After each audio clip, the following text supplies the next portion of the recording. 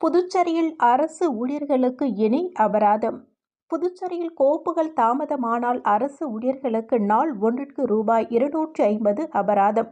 காரணமின்றி கோப்புகளை தேக்கி வைத்திருக்கும் அதிகாரிகளுக்கு அபராதம் விதிக்கும் மசோதா புதுச்சேரி சட்டப்பேரவையில் நிறைவேற்றம்.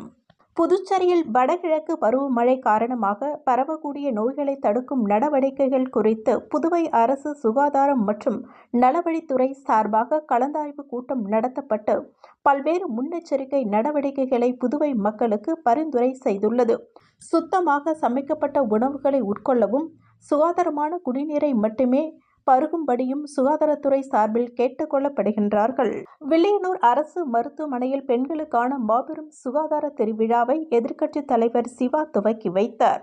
புதுச்சேரி அரசு சுகாதாரத்துறை மூலம் வில்லியனூர் ஆரம்ப சுகாதார நிலையத்தின் மத்திய அரசின் ஆரோக்கியமான பெண்களே குடும்பத்தின் பலம் என்ற தலைப்பில் பெண்களுக்கான மாபெரும் சுகாதார திருவிழா தொடங்கியது.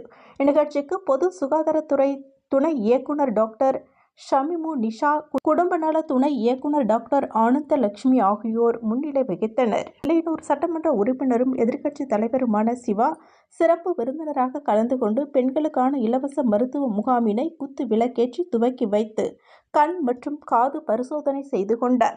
இம்முகாமில் பொது சுகாதார சேவைகளான நீரிழிவு, இரத்த அழுத்தம், இரத்த பரிசோதனைகள், காசநோய், வாய் மார்பகம், கர்ப்பவாய் புற்றுநோய் பரிசோதனைகள், பல் மருத்துவம் மற்றும் ஆலோசனைகள், கண், மனநலம், இதயம், காது, மூக்கு, தொண்டை, பொது அறுவை சிகிச்சை போன்றவைகளுக்கு சிகிச்சை அளிக்கப்பட்டு ஆலோசனைகள் வழங்கப்பட்டது.